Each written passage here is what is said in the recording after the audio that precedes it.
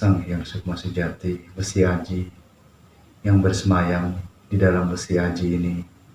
Atas izin Allah Subhanahu wa Ta'ala, ku kembalikan tahta singgasanamu, ku kembalikan engkau ke peraduanmu, kembalilah. Laptop. Ya Allah. Wah, ya Allah, Mas. Masa penuh? Aduh, Masa penuh? Udah sanggup? Mas, aduh, Mas. Udah sanggup? Orang Gusti Allah Subhanahu wa Ta'ala. Salam kepadaku, beri tanda. Masuk penuh.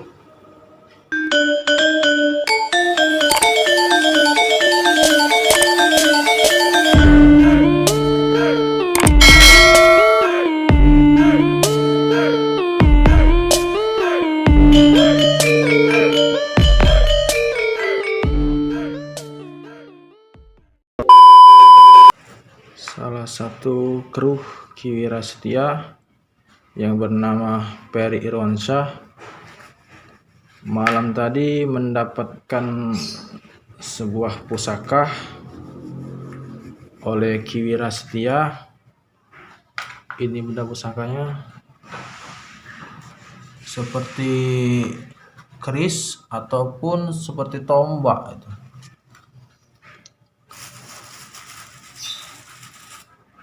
Ini cara perawatan benda yang sudah lama, sudah tua, untuk menghilangkan karatnya.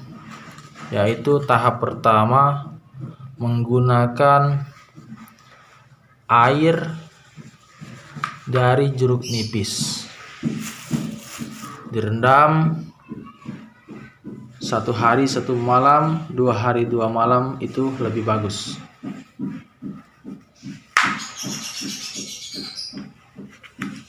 Di tahap selanjutnya nanti menggunakan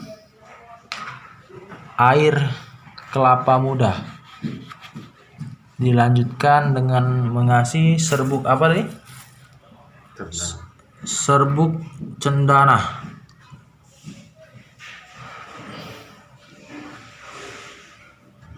Ini proses yang dilakukan oleh rekan Peri Irwansyah tadi, memeras air jeruk nipis, mengambil airnya. Kalau bisa diusahakan disaring, diambil airnya saja, lalu dituangkan ke dalam wadah ini sampai bendanya terendam semua. Dan ini juga cabang atau trisula, tapi ini bukan benda pusaka, ini benda belian. Cuman sudah lama tidak saya gunakan atau tidak saya latih, karena saya kemarin sempat belajar seni bela diri tradisional. Berhubung rekan Peri juga merawat benda seperti ini, saya juga mencoba untuk merawat kembali biar terjaga. Terus juga ini juga merupakan benda budaya, jadi harus kita lestarikan, harus kita jaga, harus kita rawat. Nah, ini benda pusaka yang sudah kita perlihatkan di awal-awal tadi, sudah terendam. Begini penampakannya. Sudah terendam semua. Didiamkan kurang lebih 2 hari 2 malam. Barang pusaka yang sudah direndam menggunakan jeruk nipis, airnya saja selama 2 hari 2 malam. Dan ini penampakannya. Karat-karatnya luntur, serat-seratnya kelihatan, garis-garisnya coba balik. Nah, ini dilanjutkan dengan perendaman air kelapa muda selama 2 hari 2 malam juga. Lanjut. Ini penampakan pusaka yang sudah yang baru saja direndam dengan air kelapa muda. Ini nanti kita tunggu sampai kurang lebih 2 hari 2 malam. nanti baru muncul serat-serat ukiran-ukiran yang ada di benda pusaka ini. Ini proses pembukaan dari rendaman air kelapa muda. Ini selama 2 hari 2 malam penampakannya. Silakan diangkat, rekan Peri. Ini dia. Sudah muncul pamor-pamornya, garis-garis pamor. Balik belakang. Iya, nah ini dia. Pamornya sudah muncul, tinggal tahap selanjutnya. Oke. Warahmatullahi wabarakatuh. Salam rahayu, salam sejahtera, sahabat-sahabat channel Ki Wirastia. Malam ini saya melanjutkan dari prosesi teman-teman saya, sahabat-sahabat saya yang memproses sebuah benda pusaka yang nilai sejarahnya insya Allah ini sudah sangat sepuh. Ini adalah benda peninggalan sejarah milik budaya Nusantara kita. Dan ini untuk di era kita sudah tidak ada lagi produksinya, sudah tidak ada lagi pabriknya. Jadi sudah semestinya sebagai generasi muda ini kita lestarikan guna pengetahuan atau warisan kepada anak-anak cucu kita.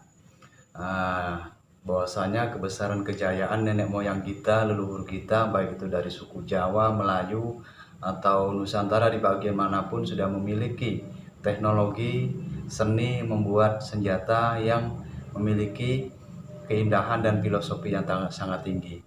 Jadi ini sudah mengalami 2 kali proses, yaitu perendaman dengan air dari jeruk nipis selama kurang lebih 2 hari. Setelah itu dicuci dan dilanjutkan dengan proses perendaman dengan air kelapa selama kurang lebih 2 hari. Nah, sekarang kita lanjutkan dengan proses warangan ala ramuan racikan saya sendiri, yang insya Allah hasilnya tidak kalah beda dengan yang sudah profesional. Kita mulai. Ini adalah air warangan karya saya sendiri. Jadi ini dalam dunia penjamasan keris atau pencucian keris ini adalah air warangan, tetapi warangan ini adalah hasil karya saya sendiri. Air ini sebagaimana biasanya dipakai para pencinta keris untuk menaikkan, mengkontraskan pamor dari keris yang ada. Jadi kita rendam. Ini alatnya sangat sederhana guys, oleh karena saya memang bukan profesional di bidang ini, tapi bisa, beda dengan yang sudah profesional, bisa dan terbiasa. Kalau saya cuman ala kadarnya ini, tapi untuk membuktikan, menyampaikan,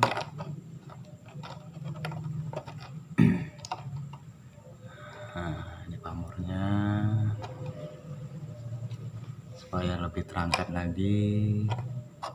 Ini membutuhkan durasi kurang lebih 15 sampai 30 menit untuk menaikkan dari pamor keris tersebut. Nah, setelah dari proses ini biasanya kita adakan pencucian dan penaburan dari serbuk cendana. Kita biarkan dulu selama kurang lebih 15 menit. Ini sekarang adalah lanjutan untuk melengkapi proses dari penjamasan pusaka tombak pamor Blarak Sineret. Jadi yang kemarin sudah dilakukan prosesi memandikan dengan air jeruk, air kelapa, sehingga menghasilkan bersih dari karat yang melapisi tubuh dari tombak ini. Sekarang sudah bersih dan sudah direndam dengan air warangan.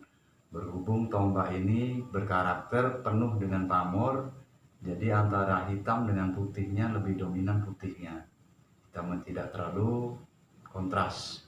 Ini dia full pamor, full besi meteorit. Sekarang tinggal melengkapi dengan prosesi pemandian air bunga setelah dilakukan perendaman dengan air warangan. Bismillahirrahmanirrahim. Assalamualaikum, salam wahai sang hyang sukmo sejati besi hanji. niat ingsun memandikan dari wadah besi aji ini agar menjadi bersih dan barokah atas izin Allah Subhanahu wa taala. Kita mandikan dari sisa-sisa air warangan yang masih menempel, perlahan kita bersihkan.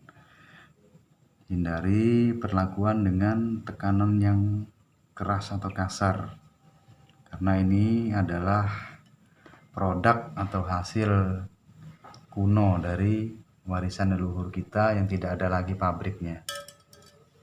Jadi harus benar-benar kita mengerti dan tepat dalam memperlakukannya. Nah, kira-kira nanti kalau sudah dimandikan dengan air bunga ini, pijat dengan arah yang searah agar bertujuan tidak merusak motif atau urat dari bilah tombak atau kris yang kita proses. Ya, alhamdulillah ini bisa untuk jadi panduan sederhana bagi para pemula, pencinta, pengkoleksi benda-benda pusaka kuno warisan leluhur kita. Nah, sudah, setelah selesai memproses dengan mandikan air kembang, kita baluri dengan serbuk cendana. Baluri hingga masuk ke pori-porinya yang paling terkecil. Ini tujuannya adalah menjaga dari pengkeroposan besi yang sudah mungkin dimakan usia berpuluh atau beratus tahun. Serbuk cendana ini untuk menjaga keawetan, keutuhan dari besi. Ini adalah cara turun-temurun dari sesepuh atau senior yang mengajarkan kepada saya. Dengan lembut, searah, sehingga masuk ke sela-sela pori-porinya.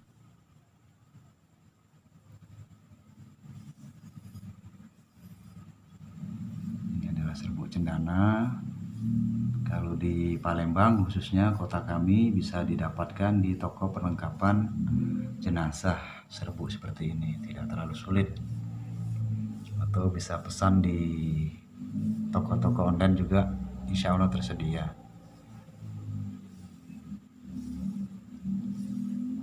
Dari pelumuran serbuk cendana sudah dianggap selesai. Sekarang adalah kita lakukan pencucian ulang, sehingga serbuk yang tidak melapisi, yang tidak berguna, terlepas lagi, dan reaksi dari serbuk cendana sudah selesai. Kita yang butuhkan hanyalah reaksi dari serbuk cendana. Jadi serbuk aslinya tidak perlu menempel untuk selanjutnya, hanya reaksinya kita butuhkan. Ini sudah mulai keluar motifnya, bertambah lagi. Antara yang putih dan yang gelap muncul. Nah, seperti ini adalah motif gelapnya. Didorong dengan larutan dari warangan dan dibantu lagi dengan serbuk cendana. Nah, munculnya seperti ini, yang putih menjadi semakin putih, yang ketuaan gelap menjadi gelap. Setelah selesai, hulunya mungkin tidak perlu karena ini bagian yang tidak sering dimunculkan, akan terpendam di hulu atau di gagang. Jadi tidak perlu dilakukan treatment yang berlebihan di sini. Ini dianggap selesai. Kita lakukan pengeringan di asap dari dupa. Kenapa harus dupa? Satu, memang sebenarnya dibutuhkan hanya asapnya untuk proses mengeringkan atau perekatan dari reaksi cendana. Jadi zat aktif dari cendana sudah melekat dan diperkuat dengan asap ini. Yang kedua, kenapa harus memakai asap dari kemenyan atau dupa? Untuk menjaga tuah dari kesakralan benda pusaka tersebut. Karena ini merupakan produk spiritual dari leluhur kita. dimana waktu dia menggembleng menempa besi ini, pada saat dia masih panas menganga, dimasukkanlah doa-doa suci, puji-pujian, dan harapan yang positif yang diyakini menempel di besi ini. Dan itulah makanya kita harus menjaga kesakralannya dengan wangi-wangian. Dan semua ini tidak terlepas dari kehendak atau izin dari Allah Subhanahu wa Ta'ala atau Tuhan yang Maha Kuasa. Jadi benda ini tidak membuat atau merubah apapun, melainkan hanya atas izin dari Tuhan yang kuasa. Ini hanya adalah perantara yang semoga menjadi penyebab atau sebab si pemilik atau perawat besi ini merasakan hasil yang positif dari doa si sang empu.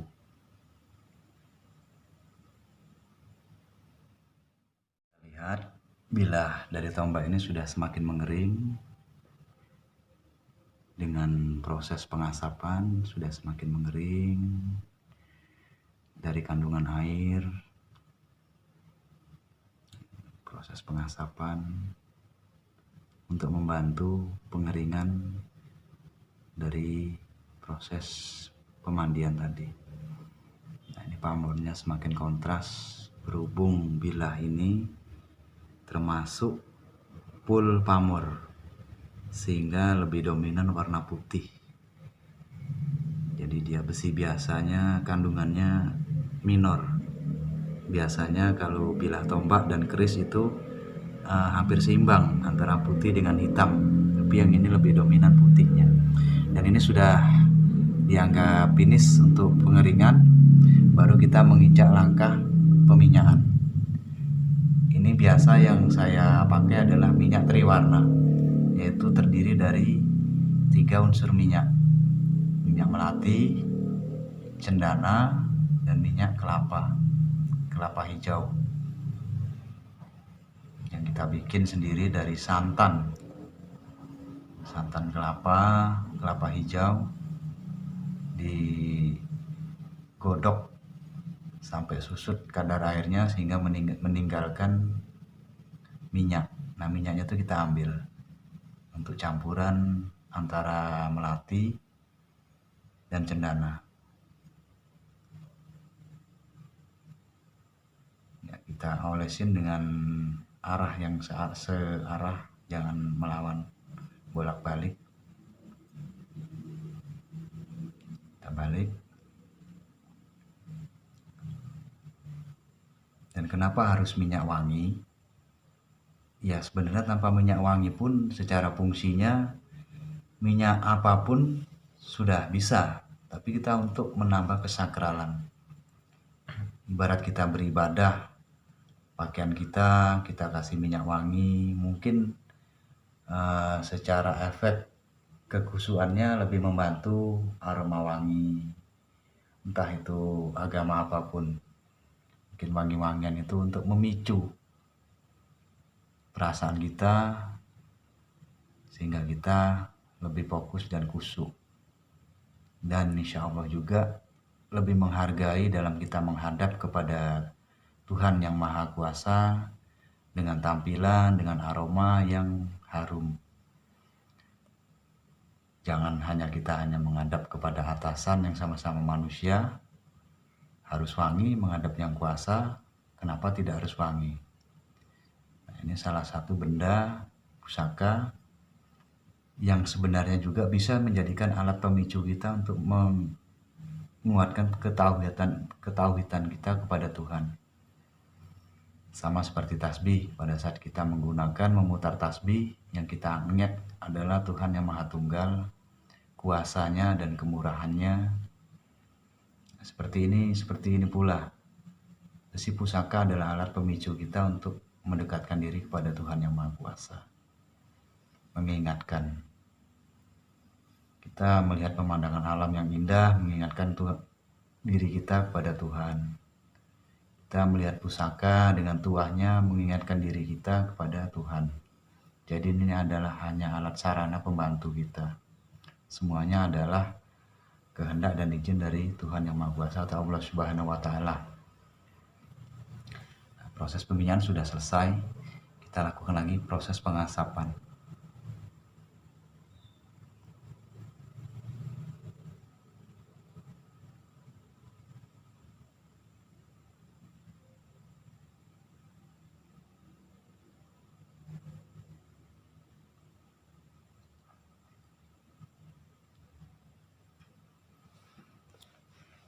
Proses ini sudah mendekati penghujung dari tahap-tahapnya, baru kita lakukan proses pengembalian sir atau sukma sejati dari keris ini, sukma sejati yang pernah menempati dari besi aji ini. A'udzubillahi minasyaitonirrajim. Bismillahirrahmanirrahim.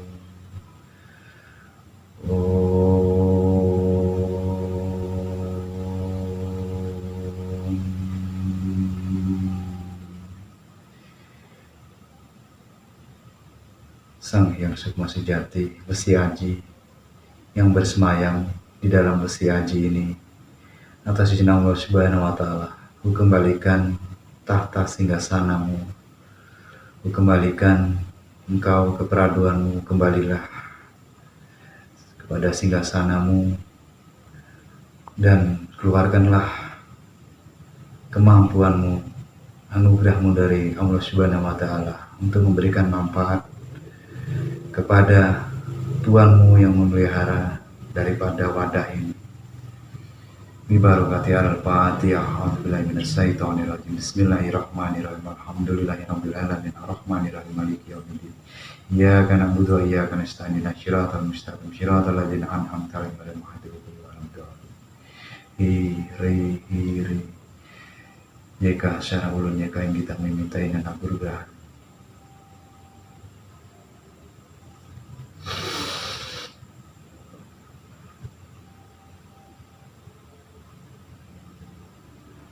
Bismillahirrahmanirrahim. Tatamilaji.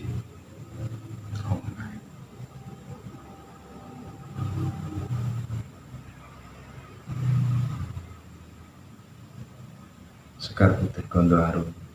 Ingat ingsun. Mari caos dahar untuk Sang Hyang Sukma Sejati yang bersemayam di besi aji.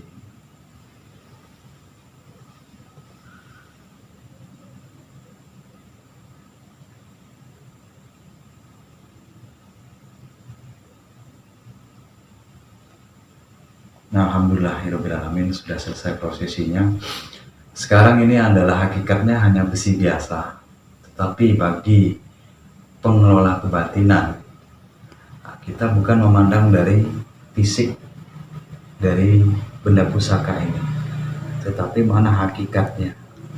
Sesungguhnya kita hanyalah makhluk yang lemah dan kotor, dan banyak sekali sekat-sekat yang menghalangi kita untuk kita bermunajat kepada Allah Subhanahu wa Ta'ala, sehingga kita membutuhkan wasilah-wasilah. Seperti hanya kita untuk mengetahui satu ayat atau satu huruf alif, kita membutuhkan pembimbing untuk mengenal ilmu dari Allah Subhanahu wa Ta'ala. Begitu pula kehendak batin kita memerlukan pemicu, perantara. Ini hanya adalah perantara, dimana pada saat kita membabarkan dari pusaka ini, kita eling, kita mantep memohon sesuatu kepada Allah melalui perantara ini, seperti kita memegang sebuah tasbih. Pada saat kita memutarkan biji per biji dari tasbih itu, yang kita lafazkan hanya Allah atau kalimat suci lain, sehingga kita memohon pada Allah melalui perantara alat bantu dari tasbih tersebut. Nah, sekarang keris pusaka ini aku wariskan atau aku ijazahkan kepada temanku atau adikku si Peri. Tolong dirawat yang baik Semoga tuahnya yang baik bisa dirasakan manfaatnya. Rawat benda ini karena ini merupakan warisan budaya leluhur kita. Siapa lagi kalau bukan kita yang mencintai budaya tradisi Nusantara kita.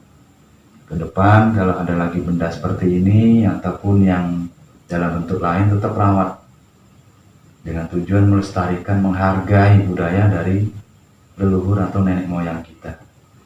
Jangan sampai nanti anak cucu kita tidak tahu lagi apa keris hanya sekedar dongeng ini. Kita berusaha mengkoleksi, memuseumkan, rawat, sehingga benar-benar untuk pengetahuan, wawasan dari anak cucu kita yang akan datang. Jika benar, gunakan untuk berdoa kepada Allah Subhanahu wa Ta'ala. Oke, seperti itu, jangan disalahgunakan. Oke, mungkin tutorial atau seremonial dari ritual ini sudah saya sampaikan di tayangan ini yang bersifat sangat sederhana ini. Semoga bagi para pemula, pencinta benda-benda pusaka peninggalan dari leluhur kita, ini merupakan bisa menjadi acuan yang sederhana. Dan bila memang ada manfaatnya, ya alhamdulillah semuanya datang dari Allah Subhanahu wa Ta'ala. Bila mana ada kekurangannya, saya mohon maaf dan mohon maklum kepada Allah Subhanahu wa Ta'ala. Saya mohon ampun kepada saudara-saudara, saya mohon maaf yang sebesar-besarnya. Wallahumma biqila wa mithorik. Wassalamualaikum warahmatullahi wabarakatuh. Salam rahayu.